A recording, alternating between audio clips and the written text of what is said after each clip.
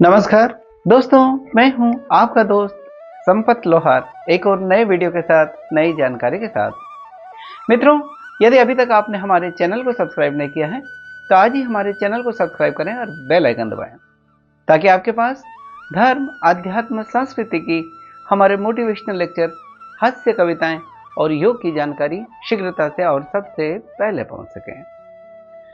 दोस्तों, आज धर्म, अध्यात्म और संस्कृति में हम चर्चा करेंगे एक बहुत ही महत्वपूर्ण व्रत के बारे में, और वो है पुत्रदा एकादशी।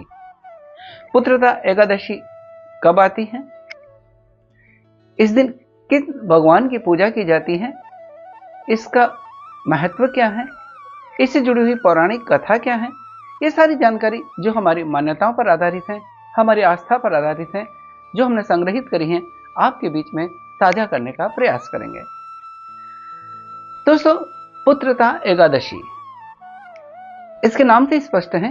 पुत्रदा एकादशी यानी वह एकादशी जिसका व्रत करने से पुत्र की प्राप्ति हो, या नाम भले ही इसका पुत्रदा है, लेकिन इस व्रत को करने से या इस एकादशी का व्रत करने से संतान सुख की प्राप्ति होती है। जिनको निसंतान है, संतान नहीं है, उनको संतान की प्राप्ति होती है और संतान सुख की प्राप्ति होती है इस व्रत को करने से। इसलिए इस एकादशी का नाम है पुत्रदा एकादशी। यह एकादशी पोष माह के शुक्ल पक्ष की जो एकादशी है उसे पोष पुत्रदा एकादशी कहते हैं, यानी पुत्रदा एकादशी के नाम से भी जाना जाता है, जो पोष माह के शुक्ल पक्ष की एकादशी है। इसको करने से निसंतान को संतान की प्राप्ति होती है, जिन्हें संतान सुख नहीं है उनके संतान सुख की प्राप्ति होती है। दोस्तों, पुत्रदा एकादशी से जुड़ी कई सारी पौराणिक कथाएं हैं, उनमें से एक कथा हम आपके बीच में साझा करने का प्रयास कर रहे हैं। एक बार की बात है कि धर्मराज युधिष्ठिर भगवान श्री कृष्ण से पूछते हैं कि हे भगवान, आपने हमें सफला एकादशी का महत्व और कथा बताई, अब ये बताने की कोशिश करें, ये बताएं हमें कि पुत्रदा एकादशी कब है, ये कब आती है और इससे जुड़ी पौराणिक कथा क्या है। भगवान श्री कृष्ण कहते हैं कि पोष माह के शुक्ल पक्ष की जो एकादशी है उसे पुत्रदा एकादशी कहा जाता है। इसके साथ में जुड़ी जो कथा है उसके अनुसार एक बार एक नगर में, भद्रावती नगर में एक राजा राज्य करता था। उसका नाम था सुकेतुमान। उसकी पत्नी थी, उसका नाम था शैव्या। राजा और शैव्या के कोई संतान नहीं थी, इसलिए वो दोनों दंपति बड़े दुखी रहते थे, चिंतित रहते थे। राजा के पास सब कुछ था, धन दौलत, हाथी घोड़े, सेना, मंत्री, भाई बंधु, सब कुछ थे, लेकिन संतान नहीं थी, जिसके कारण राजा हमेशा चिंतित रहते थे, दुखी रहते थे। राजा के निसंतान होने के कारण उनके पितर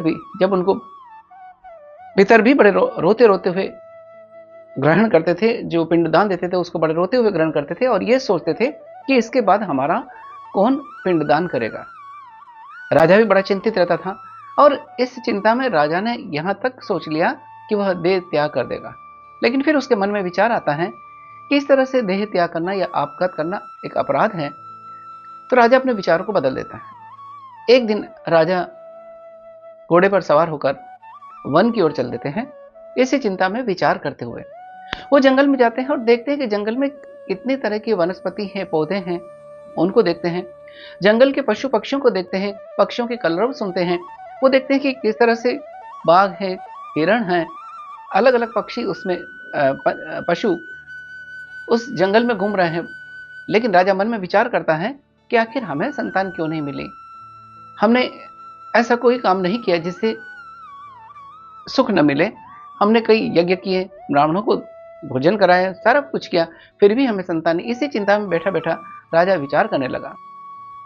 राजा जब विचार कर रहा था, इस चिंता में राजा को कुछ देर बाद प्यास लगती है। वो पानी की तलाश में इधर थोड़ा सा आगे जाता है और देखता है एक सरोवर दिखाई देता है। राजा उस सरोवर के पास जाता है और देखता है कि उस सरोवर के चारों तरफ कई सारे मुनियों के आश्रम बने हुए हैं। राजा अपने प्यास से व्याकुल होकर वहां मुनियों के पास जाता है और वह मुनियों को आश्रम के बाहर देखकर उनको दंडवत प्रणाम करता है। तब राजा उन मुनियों से पूछता है कि हे मुनिजन, आप कौन हैं, यहाँ किस तरह से आपका आगमन हुआ है। तो वो मुनिजन उत्तर देते हैं कि राजन, हम विश्वदेव हैं और आज पुत्रदा एकादशी है, इसलिए हम इस सरोवर में स्नान करने के लिए आए हैं। तब राजा ने कहा कि हे मुनिवर, मेरे भी कोई संतान नहीं है, आप कोई ऐसा उपाय बताएं जिससे मुझे संतान प्राप्त हो। तो वो मुनिजन बताते हैं कि आज पुत्रदा एकादशी है, तुम पुत्रदा एकादशी का विधि विधान के अनुसार व्रत करो, ऐसा करने से तुम्हें अवश्य ही संतान की प्राप्ति होगी। राजा वहीं संकल्प लेता है पुत्रदा एकादशी का व्रत करने का, और द्वादशी के दिन वो उसका पारणा करता है विधिवत। और इस तरह से जब अपने महल में आता है तो कुछ समय बाद में रानी गर्भवती होती हैं, और 9 महीने के बाद वह एक सुंदर राजकुमार को जन्म देती हैं। वह शूरवीर राजकुमार, वह दानवीर राजकुमार था, एक सुयोग्य राजकुमार को जन्म देती है। और इस पुत्रदा एकादशी से उस निसंतान राजा को संतान की प्राप्ति होती है।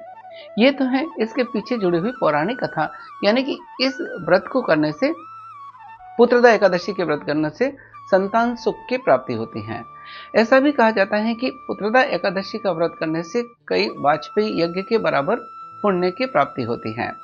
और हम ये जानते हैं कि कोई भी एकादशी वो मोक्ष को प्रदान करने वाली है। इस व्रत का विधि विधान पूर्वक इस दिन पर, एकादशी के दिन व्रत करने से मनुष्य को मोक्ष की प्राप्ति होती है और सुख संपत्ति समृद्धि की प्राप्ति होती है, माँ लक्ष्मी की कृपा होती है। इस दिन भगवान श्री हरि विष्णु की पूजा की जाती है, कृष्ण की पूजा की जाती है। और एक और बात, जब एकादशी का व्रत करते हैं तो ये इस तरह से किया जा सकता है कि जो पूर्ण एकादशी हम करते हैं तो एकादशी के एक दिन पहले, यानी दशमी के दिन, एकादशी के दिन और 12वें के दिन, ये चीज द्वादशी के दिन, ये ध्यान रखना होता है कि जब हम व्रत करते हैं तो दशमी के दिन एक समय ही भोजन किया जाता है, और पूर्ण सात्विक भोजन, न मांस मदिरा न और कुछ, यहाँ तक कि भोजन में लहसुन प्याज मसूर की दाल इत्यादि भी नहीं खाई जाती हैं। और एकादशी के दिन पूरे संकल्प के साथ में व्रत किया जाता है, और यह 3 तरीके से किया जा सकता है, निर्जल रहकर भी, जलाहार के साथ में भी, या फलाहार के साथ भी। अपने शरीर के सामर्थ्य के अनुसार व्रत करना चाहिए, जैसा हमारे शरीर के अनुकूलता हो उसके अनुरूप व्रत करना चाहिए। और फिर विधि विधान पूर्वक पूजा ध्यान करते हुए, भगवान श्री हरि की पूजा करते हुए, श्री कृष्ण की पूजा करते हुए, और द्वादशी के दिन विधि पूर्वक पारणा करना चाहिए, और ब्राह्मणों को भोजन कराना चाहिए अपने सामर्थ्य के अनुसार। ऐसा करने से अवश्य ही हमारी जो मनोकामना है वो पूरी होती है। तो ये थी दोस्तों पुत्रदा एकादशी से जुड़ी हुई कहानी, कथा क्या है, ये हमने आपके बीच में साझा करने का प्रयास किया। हमारा अगर ये प्रयास आपको अच्छा लगता है तो हमारे इस वीडियो को लाइक करें, शेयर करें, कमेंट करें, और अगर अभी तक आपने हमारे चैनल को सब्सक्राइब नहीं किया है तो आज ही हमारे चैनल को सब्सक्राइब करें। इसी के साथ आपके दोस्त संपत लोहार को इजाजत दीजिए। जय हिंद, जय भारत, जय श्री कृष्ण।